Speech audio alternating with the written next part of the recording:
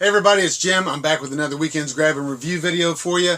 It's been about a month since my last update, and I'll tell you, most of these that I've got to show you today it's more or less a Black Friday haul more than a Weekend Grabs and Reviews. Most of these titles are fairly big releases over the past few weeks that I just didn't pick up because I knew they would go on sale for Black Friday, and I wasn't wrong. So I'll go through these kind of quick because everybody's pretty familiar with most of these titles.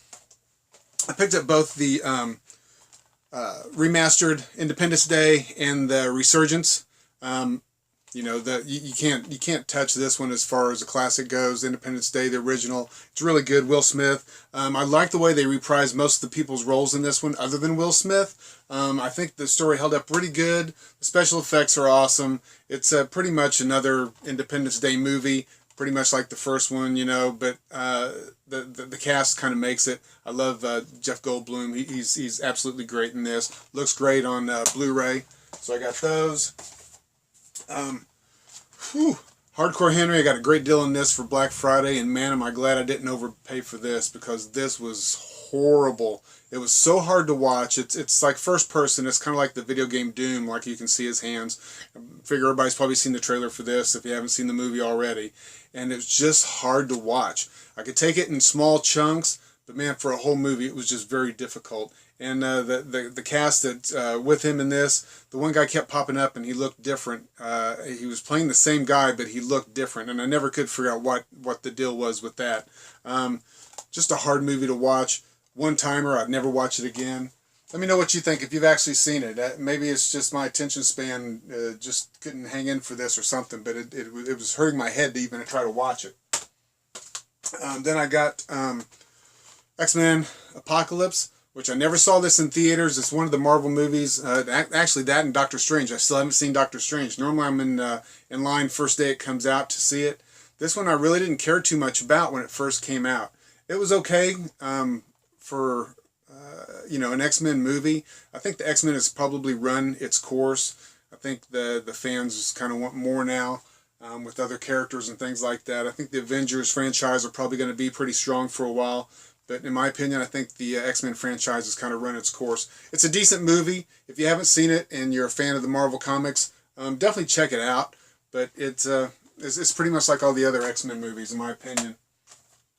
Then we have The Legend of Tarzan. I thought this was really good. I like the way that it started with him back in civilization.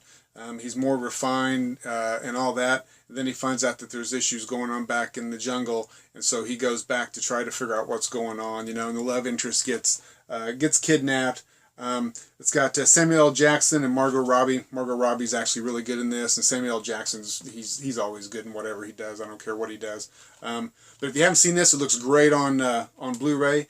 And I recently just got a 4K television and a 4K player, and I'm trying to decide what my first movie should be in 4K. I'm kind of leaning towards The Martian or Mad Max, but I'll tell you, I think this would actually look really good too. If you have a 4K player and have an opinion on a great movie to start with, leave me a comment below so I can try to pick up a good one for the first one. Then we have one that's not so known. It's called Happy Birthday. It's about a guy that he gets dumped by his girlfriend right around his birthday, and his buddy's like, okay, he says, we're gonna go to Mexico. I'm gonna get you out of this slump. And it's just what happens to these guys once they get to Mexico. They meet these girls, and it's just not going to turn into a fun night in Mexico. It turns horrible, actually. This movie is got a great twist at the end.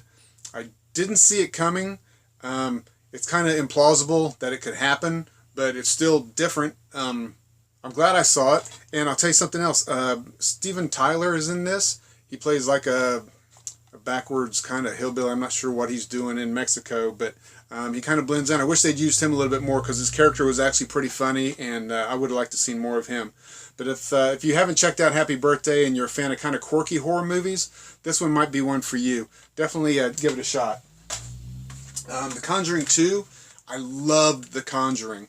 A lot of people that I know didn't care for it as much as me, and I think that's because of the horror aspect of it. There wasn't enough gore or anything like that, but I think the suspense of the first Conjuring movie is what drew me in, and this one was exactly the same. I absolutely love this one.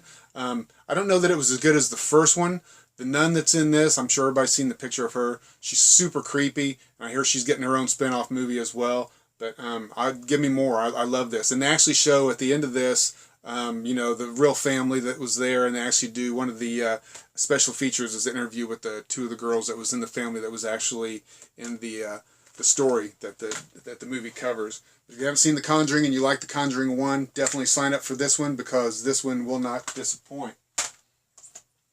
I've been wanting this one for a long, long time. I just love the trailer for this and the way Kevin Costner looks. You see it's got Kevin Costner, Gary Oldman, Tommy Lee Jones, Gal Gadot. It's got a great cast in it. And Kevin Costner plays a guy that he's kind of misunderstood. He's a criminal, of course, but he's kind of misunderstood. He doesn't understand when he's doing right and wrong. He's just numb to that because of an injury he had when he was a child. And so he just does things that he thinks he should do. If somebody wrongs him, he wrongs them even worse, no matter what. And so they take this guy and they kind of switch his brain out with Ryan Reynolds, who is a cop that is on life support.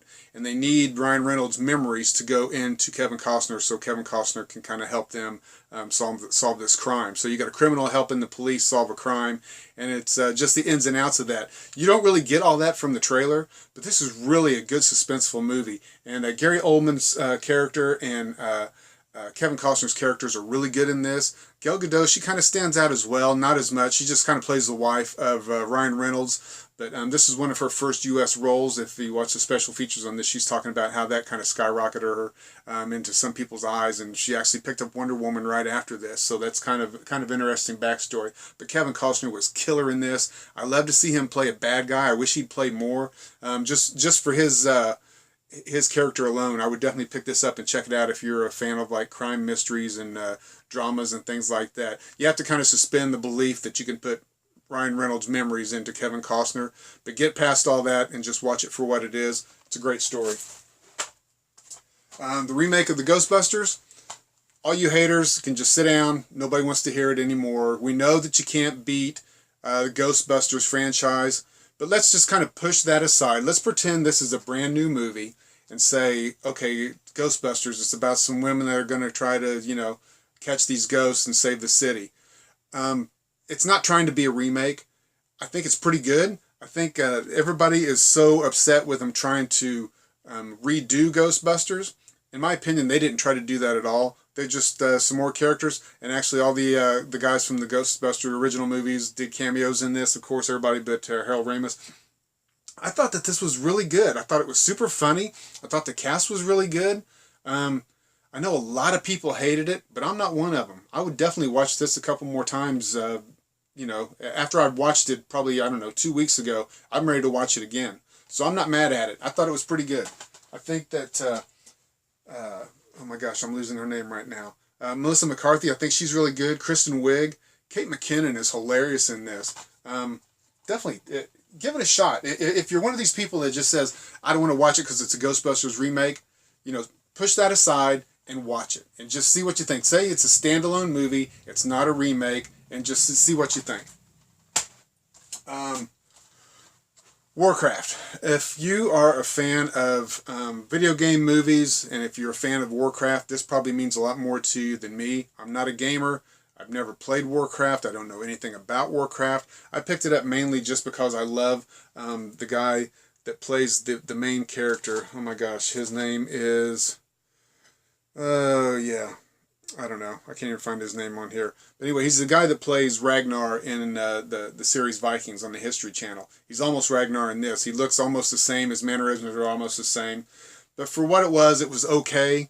I wasn't blown away by it. I thought some of the graphics actually looked like graphics. And we're getting spoiled nowadays with so many of the CGI and things looking so real that this one really wasn't that good in my opinion. But I do like the characters. I didn't like how it ended, so they're definitely doing a part 2. I don't know if the box office for this was enough to actually warrant spending the money to do a 2, but it definitely ends with you have to have a part 2 to finish the story, maybe a part 3 even, I don't know. But I'm not sure I'll be in on part 2. I don't know if I care enough to know what happens in the next one. But, if you're, like I said, if you're a fan of the video games or a fan of Warcraft itself, this might be more your cup of tea.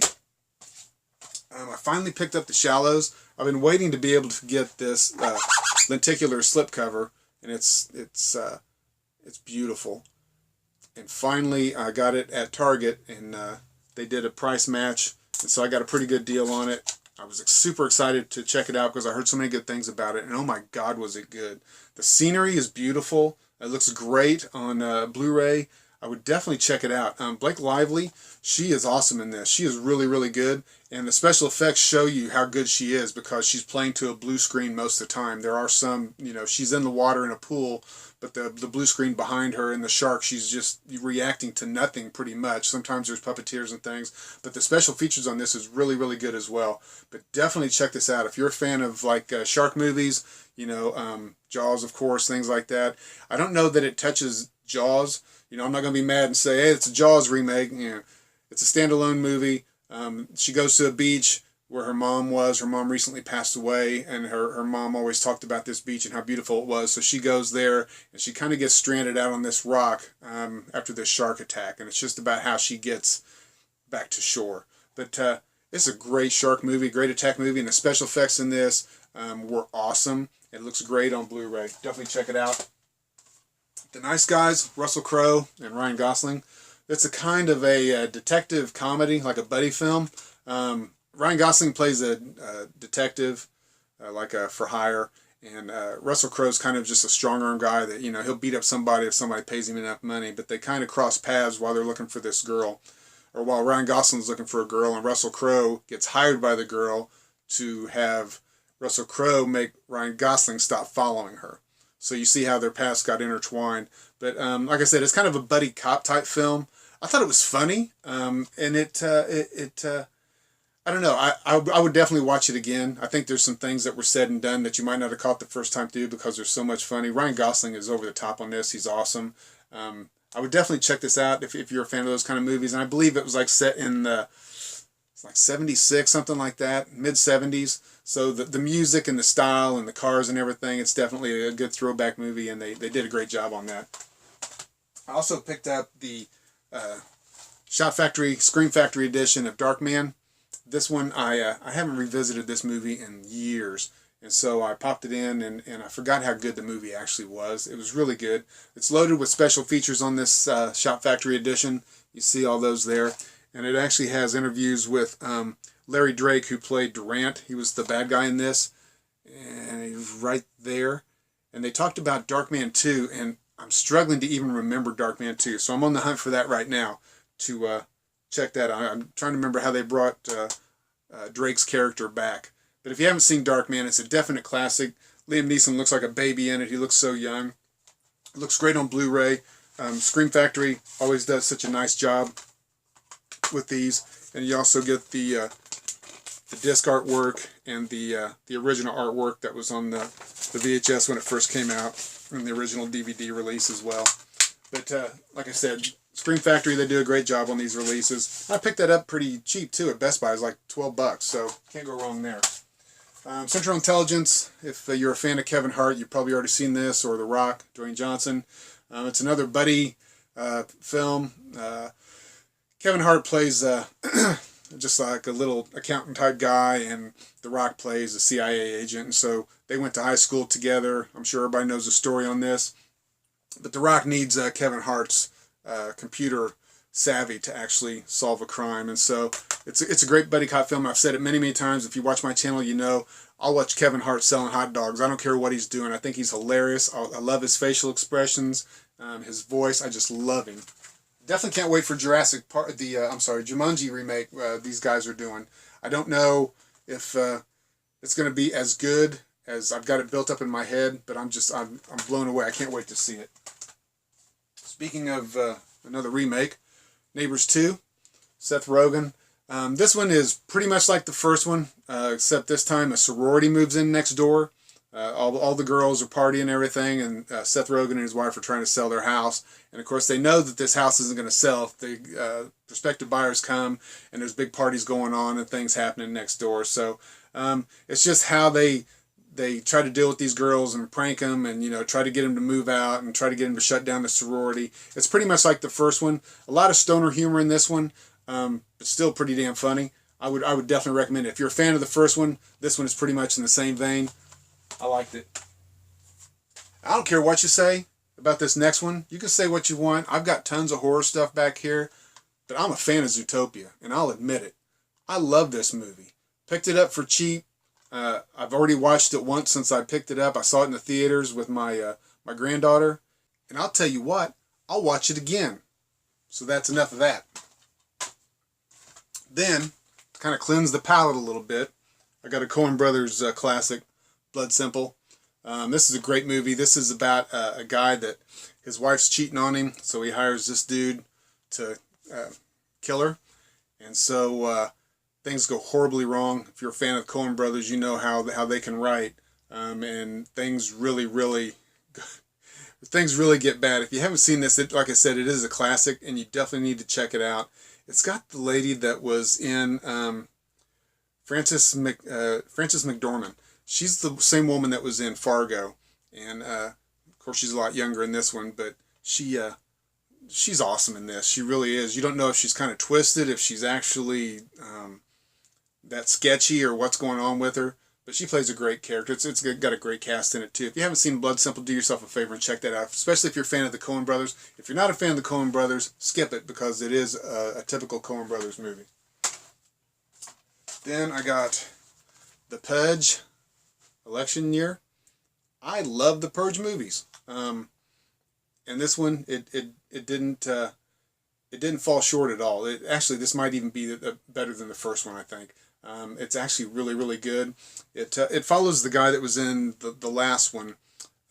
He now is kind of a security guard for this woman that's running for president, and so the guy that is running against the woman, he's going to use the Purge night as a chance to knock her off. And her big campaign thing is she wants to do away with the Purge. So she's locked up in her house and everything. You know, the compound, they got all security guards.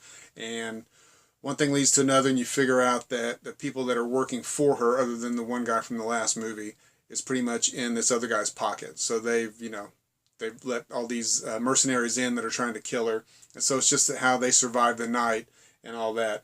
And I love it. It's a great series. All three movies have been fantastic, and this one was probably my favorite actually. Ninja Turtles: Out of the Shadows, not so much. You've seen the remakes, I'm sure, the last one and now this one. It's almost identical. It's got Bebop and oh my gosh, whatever, Rocksteady.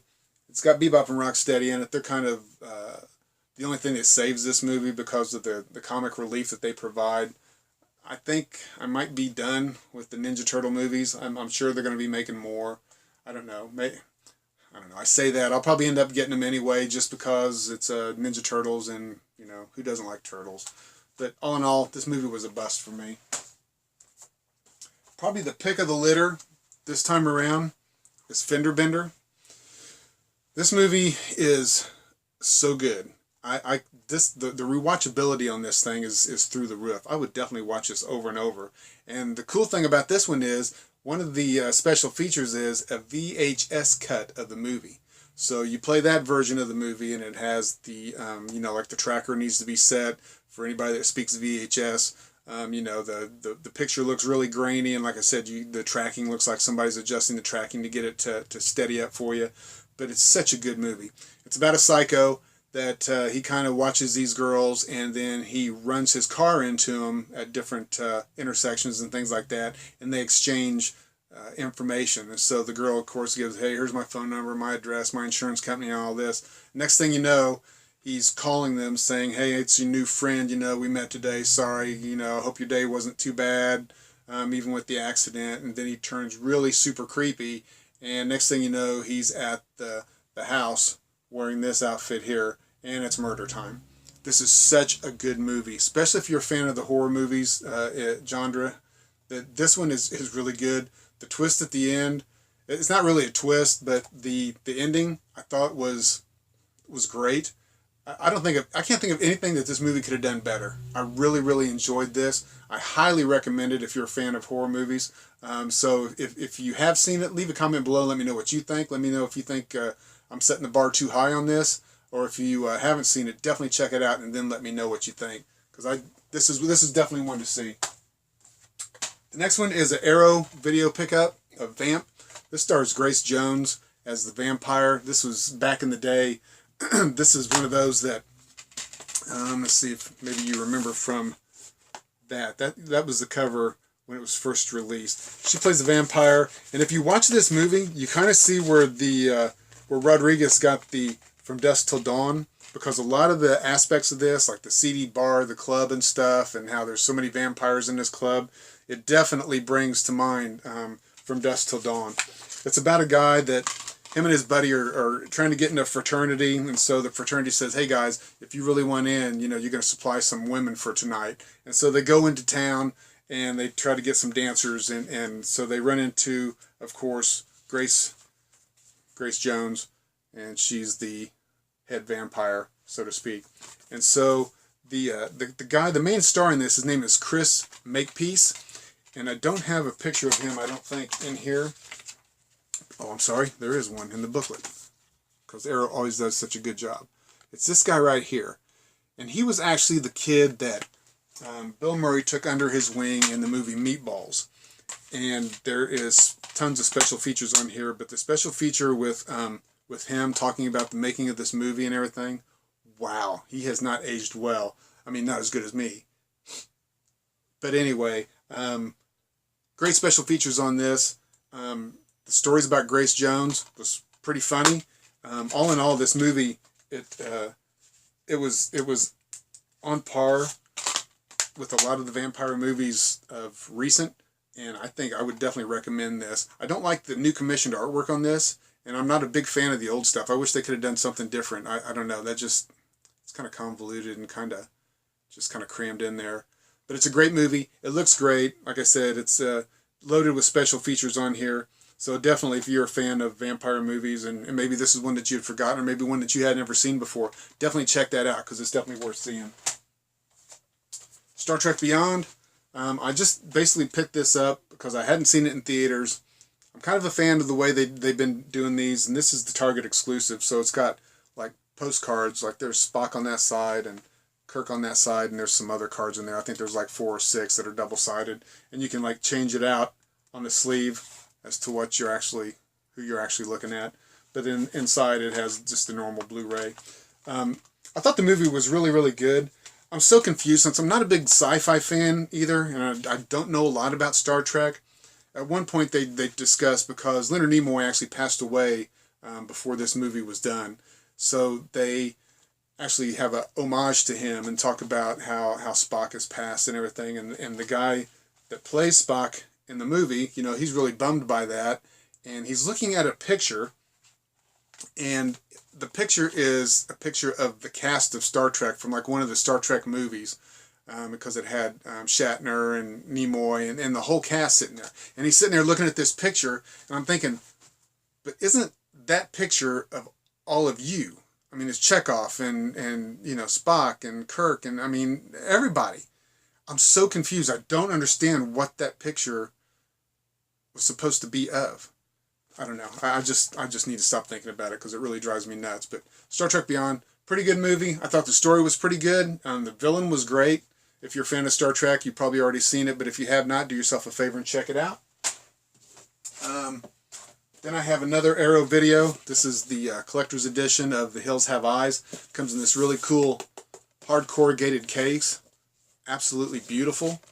And per normal, Arrow Video does it right. This is actually a 4K restoration. So there's the newly commissioned art. They've got the original artwork, of course. They have postcards from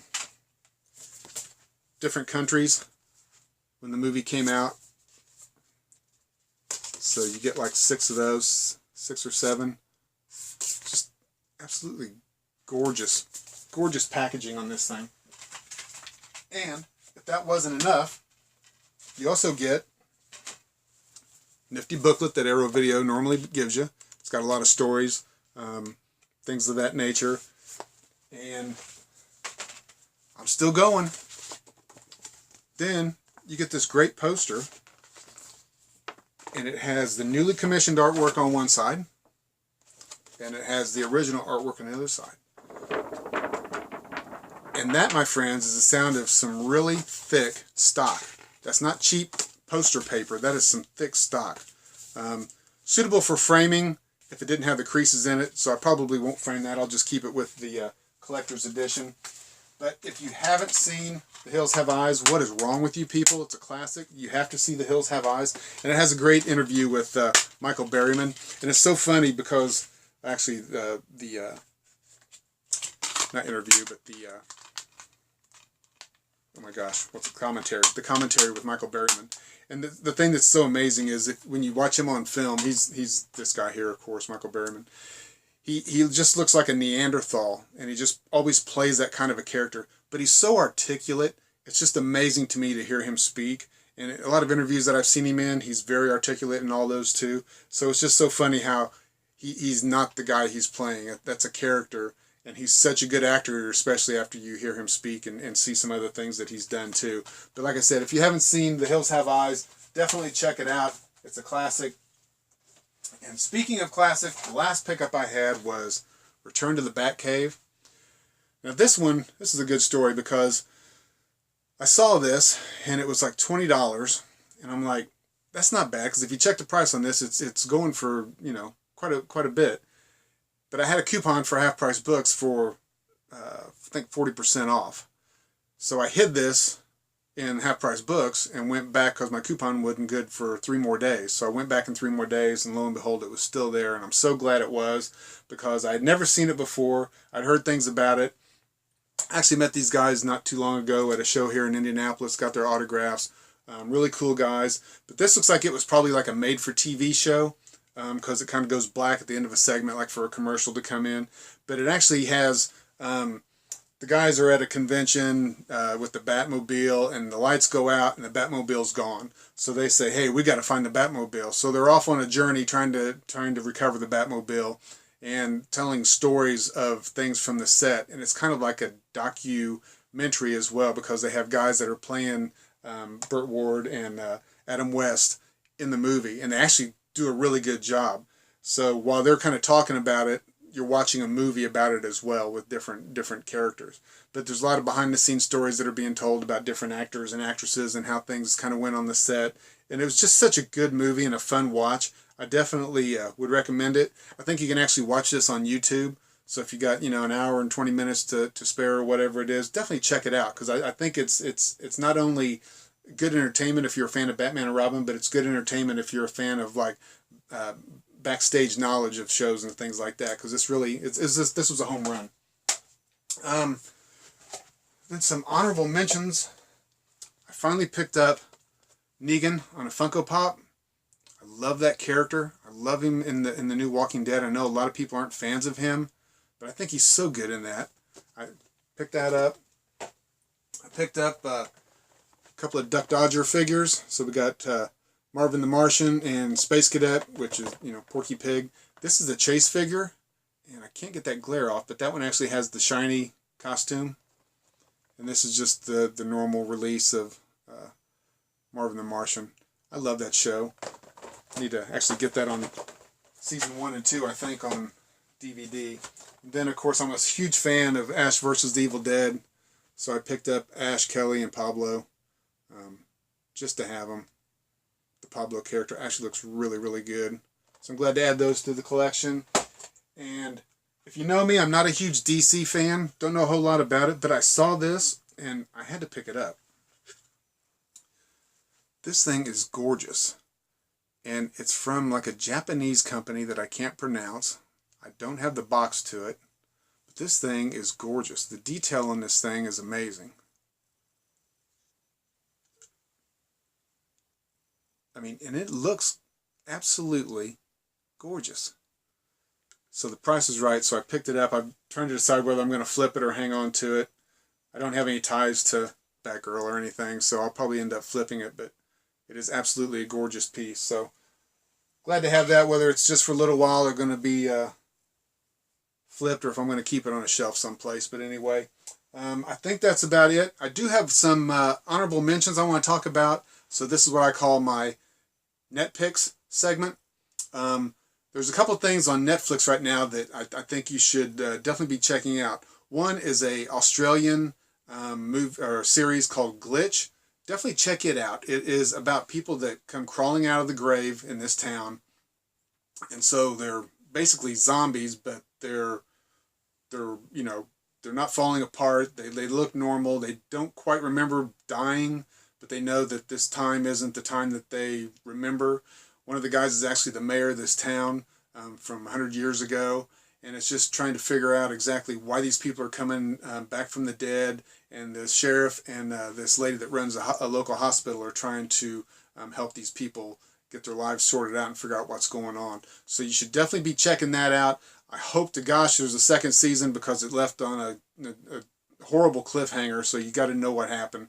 So I don't know when that's going to come back out, but definitely check out season 1. It's a quick watch. I think there's only like, I don't know, 8 episodes or something like that.